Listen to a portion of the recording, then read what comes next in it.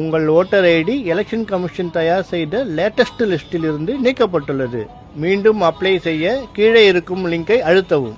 Wait, click பண்ணாத.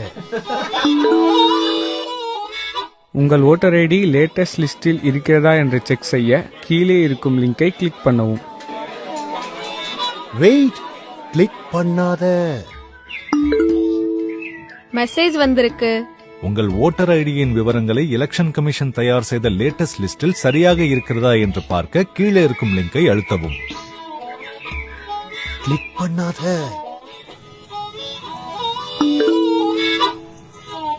நீங்கள் apply செய்த உங்கள் ஓட்டர் ஐடியின் விவரங்களில் உங்கள் ஆதார் கார்டு அப்டேட் ஆகவில்லை. அதை உடனே அப்டேட் செய்ய கீழே இருக்கும் லிங்கை அழுத்தவும்.